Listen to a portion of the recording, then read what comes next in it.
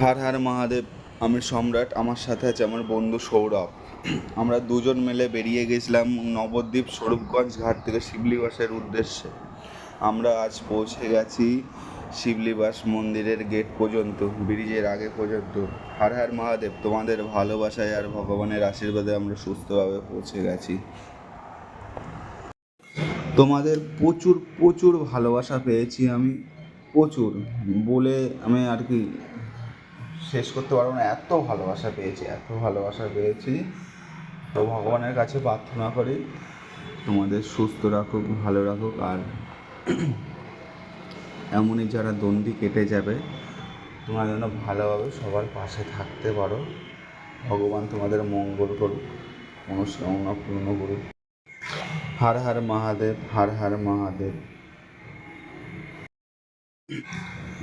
ভগবানের কাছে আমি আমার মানত করেছিলাম, আমার মানত সত্যি হয়েছে।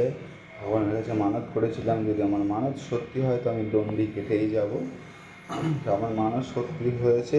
আমি নবদ্বীপ স্বরূপগঞ্জ ঘাট থেকে 36 কিলোমিটার পৌঁছে গেছি শিবলিবাস মন্দির। সুস্থভাবে তোমাদের ভালোবাসায়, তোমাদের আশীর্বাদে সুস্থভাবে পৌঁছে গেছি।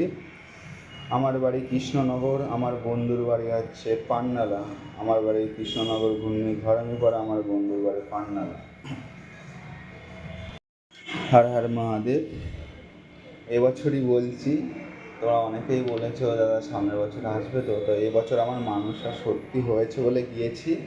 আর সামনের বছর আমাদের ইচ্ছা আছে, ভগবান যদি ডাকে তো সামনের বছর আমরা 2026-এ নতুন রূপে, নতুন কষ্ট নিয়ে ভগবান দর্শন করতে পারবো। হর হর মহাদেব।